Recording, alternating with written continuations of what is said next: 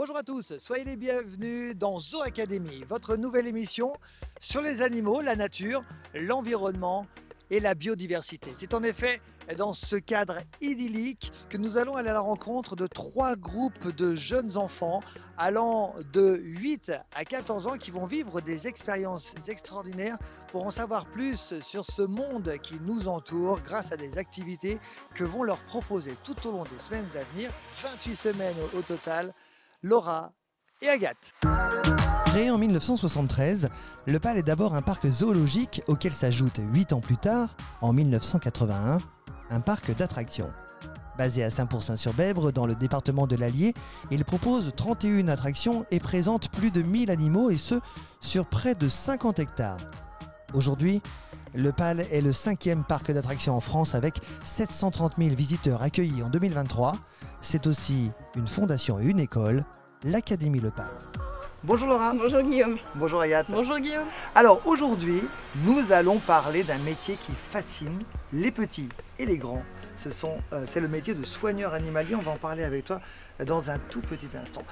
Avec toi Agathe, j'aimerais qu'on parle plutôt on vient de parler du parc, le PAL, mais on n'a pas encore parlé de l'Académie, le PAL. Ça consiste à une activité extrascolaire où en fait les enfants vont revenir toutes les semaines en atelier avec nous sur 2 heures. Ils sont par petits groupes de 6 enfants et on va les amener à la découverte de l'ensemble de la biodiversité, donc les animaux qu'on a au parc, mais aussi ceux qui sont tout autour de nous au quotidien, les insectes, les oiseaux, tout ce qu'on va pouvoir observer, les végétaux, les plantes, le potager, la forêt, vraiment toute la nature qui nous entoure pour aller la découvrir, l'apprécier et du coup mieux la protéger. Alors évidemment, tout au long de ces 28 semaines, nous allons découvrir cette académie et ces différents enfants, ces différents jeunes qui vous accompagnent. Et on va commencer par soigneur animalier. Voilà, le métier vraiment qu'on connaît le plus en parc animalier. Donc là, l'idée, c'est que les enfants découvrent l'ensemble des missions que va faire un soigneur animalier dans sa journée. Et pour aujourd'hui, on part sur le secteur des oiseaux. Eh bien, c'est parti.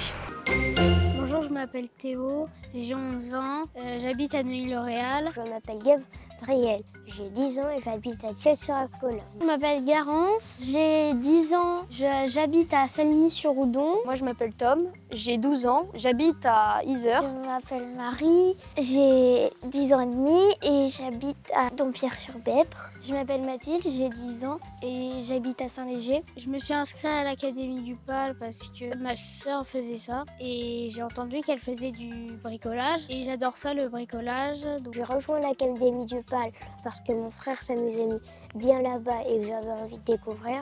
J'ai adoré et ce que je préfère, c'est les ateliers en forêt et le bricolage.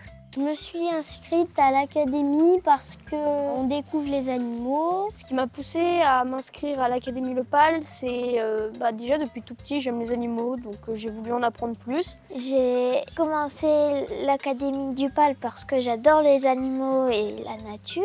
Et j'aimerais vraiment en faire mon métier. J'aime beaucoup le PAL parce qu'on est en contact avec les animaux. On fait plein de choses différentes. Chaque année, c'est pas la même chose. Mon animal préféré, c'est le panda roux. Et mon activité préférée, c'est le PAL.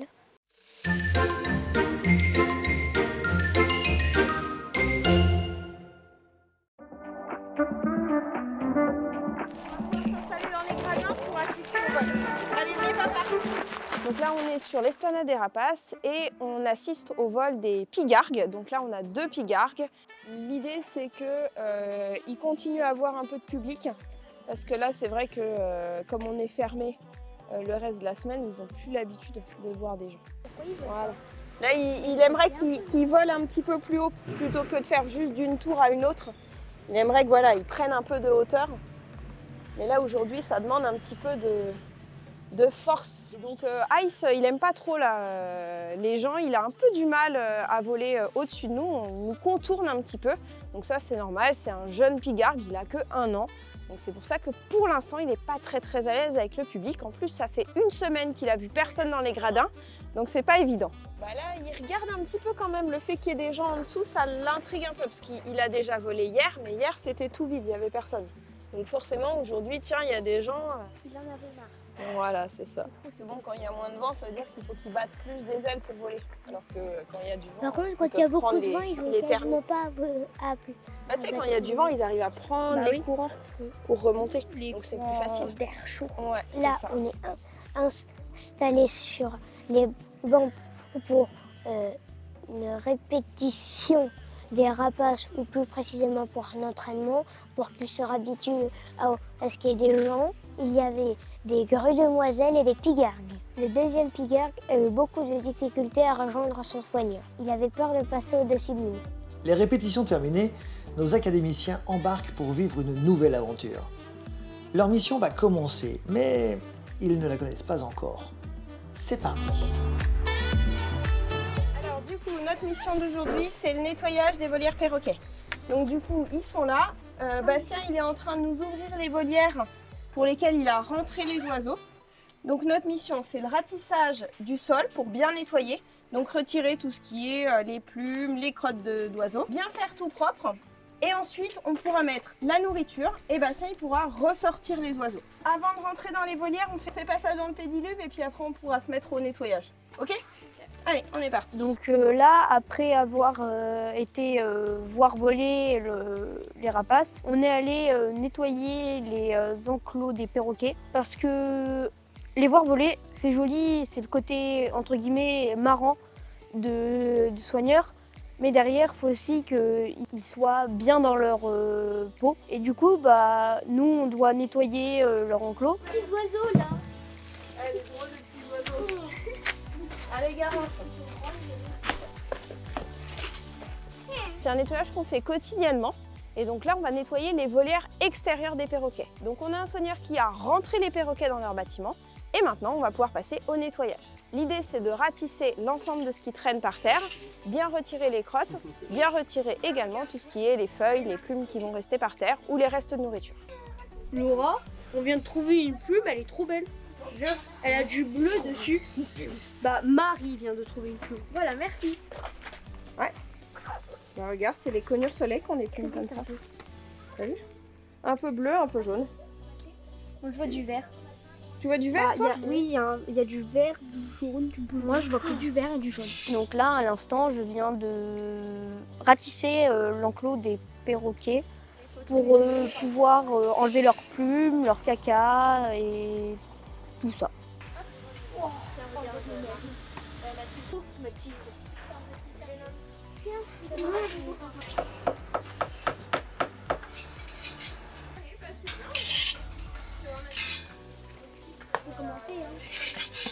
Pour nettoyer des box, des oiseaux, et on va ratisser, on va leur donner à manger. Donc on va pouvoir répartir la nourriture pour les perroquets. Alors du coup maintenant on va passer à la partie un peu sympa du métier de soigneur, la partie nourrissage. Donc regardez, les filles, vous avez devant chaque volière la nourriture qu'il vous faut. Vous pouvez la cacher un petit peu partout dans la volière. On évite de les mettre au sol. Et le seul endroit où on évite d'en mettre, c'est juste sur la petite marche là-bas, juste devant la trappe. Parce que si vous la mettez juste devant la trappe, le perroquet, il va s'arrêter devant la trappe et le soigneur, il pourra pas refermer s'il a envie de refermer. On a mis des fruits dans des endroits et après j'ai donné à manger aux oiseaux. J'ai caché les aliments, enfin à peu près, sur des branches pour que l'animal réfléchisse et qu'il trouve quoi. Enfin pour manger, oui, c'est un enrichissement. Je pense que là, si tu le cales un peu entre les deux pieds, tu vas pouvoir... Ouais, ou essayer de la... Vous avez Ouais. pas intérêt à Ouais, renverser c'était la très bien, balance, hein, Garance. Ah. Mais regarde, tu peux essayer d'en mettre sur la branche, Moi, je vais la Théo. mettre là. Sur la branche. Non, non, sur la branche, je pense que ce sera mieux. Est-ce Bah, où tu veux, où elle tient. Laura, est-ce que Elle était bien, celle-là. Ne redéplace pas ceux que t'as mis. Par contre, regardez, vous pouvez en mettre sur le gros tronc, là, il n'y en a pas. Il a fallu attendre quelques instants pour voir les perroquets sortir de leur cachette afin d'aller à la recherche de la nourriture. Bon, il faut avouer que les haras ont été plus rapides à la trouver que les enfants à la cacher. Maintenant, rendez-vous du côté de la volière. Je vous rappelle, goûter sterne. Vous lancez les poissons pour qu'ils atterrissent dans l'eau, elles vont pêcher. Donc là, on va nourrir les sternes Inca. Donc c'est un oiseau qui vit dans la volière ici chez nous, dans la volière du Nouveau Monde. Donc c'est des oiseaux qui sont piscivores, ils vont manger principalement des poissons. Et là aujourd'hui on va leur donner des éperlans. Et alors des fois il y a un peu les spatules qui viennent manger pendant le repas, mais bon normalement c'est pas pour eux. On peut les jeter bien haut. Non, le but c'est de faire ça dans le bassin. Oh, spatule. Ah, les spatules qui viennent manger. C'est pas pour nous, les spatules. Attends, recule pas, recule. Voilà. On nous a montré dans la volière. On avait mis des gants parce que c'est mieux d'attraper le poisson avec les gants. On s'est mis un peu éloigné. On a posé d'abord quelques poissons sur la barrière, mais il faut qu'il n'y ait pas d'oiseaux parce qu'on ne sait jamais s'ils peuvent nous pincer. Après, on lance en l'air pour que les cardinals ils aillent plonger pour les prendre. Il n'y a que eux qui plongent, donc c'est plutôt facile pour eux. On a été un peu embêtés par les spatules parce qu'ils aiment bien aussi vouloir les goûter. On en dépose quelques-uns, puis après ils mangent tranquillement. Et les soigneurs, ils ont une autre mission qui est super importante, c'est de compter leurs oiseaux. Alors forcément, dans une grande volière comme celle dans laquelle on était, c'est un petit peu plus difficile, ils ont plus tendance à se cacher. Donc il faut prendre le temps d'essayer de trouver tous les oiseaux et de compter qu'on a bien tous les individus et que tout le monde va bien. Tom dirige ses amis dans la volière pour compter les oiseaux. Ouf! Ils sont tous là et ils sont tous en forme. Chacun peut maintenant rejoindre sa famille en attendant sa nouvelle mission. Je suis fatigué, j'ai mal au dos. Mon Dieu, j'ai travaillé. Nettoyer, astiquer, balayer, casa toujours pimpon. En tout cas, ce qui est sûr, c'est que les oiseaux, ils vont vivre dans un habitat propre. Mon Dieu, je suis heureux. Heureux pour eux et heureux pour vous, puisque évidemment, nous allons nous retrouver très prochainement pour un nouveau numéro de Zoo Academy. Salut! Dans le prochain épisode, nous retrouverons 6 nouveaux académiciens novices en la matière. Ils devront ensemble préparer la journée de la Fondation du PAL. Au programme, un jeu découverte sur la Fondation. À très vite dans Zoo Academy.